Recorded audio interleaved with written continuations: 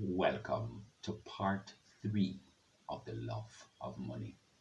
As we have been asking, how is the God Mammon conquered? Do we embrace it and try to use it for good purposes?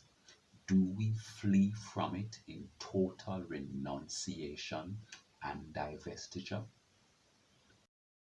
Third, let us create an atmosphere in which confession is possible.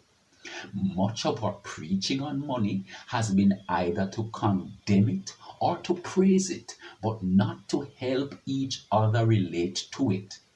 How much better it would be to create a climate of acceptance in which we can talk about our mutual problems and frustrations, confess our faults, fears, and temptations. We can listen with empathy to the confession of someone who has been seduced by sex. Let us just as freely hear the confession of someone who has been seduced by money.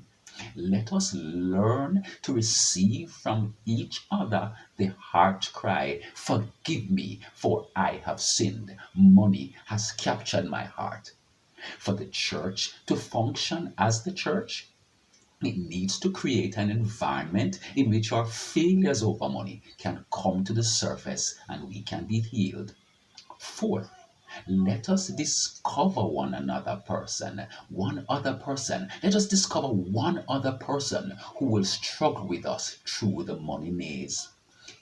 If it could be our husband or wife, that I think would be ideal. Together, we covenant to help each other detect when the seductive power of money is beginning to win. And this needs to be done in a spirit of love and graciousness, but it does need to be done. Anything that is made totally private and is never open to public correction will be distorted. All of us need as much help as possible to unearth our blind spots. Perhaps we want more things than are good for us. We need someone to help us face that fact. Perhaps a spirit of greed has crept into our business dealings. We need people who will help us see it.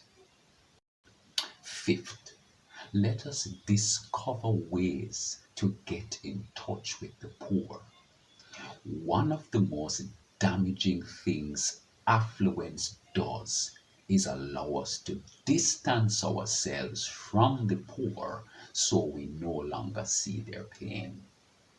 We can then create an illusionary world that prevents us from evaluating life in the light of love of neighbor. What can we do? We can make a conscious decision to be among the poor, not to preach to them, but to learn from them. We can stop watching the television programs that concentrate exclusively on the plastic world of the affluent. If we do watch them, we can do so with discernment, knowing that it is a dream world that can easily insulate us from the pain and suffering and agony of the vast majority of humanity. Sixth, let us experience the meaning of inner renunciation. The Apostle Paul speaks of having nothing and yet possessing everything. 2 Corinthians 6, verse 10. As we enter the school of inner renunciation, we come into the state in which nothing belongs to us and yet everything is available to us. We badly need a conversion in our understanding of ownership. Perhaps we need to stamp everything in our possession with the reminder, given by God, owned by God, and to be used for the purposes of God. We need to find ways to remind ourselves over and again that the earth is the Lord's, not ours.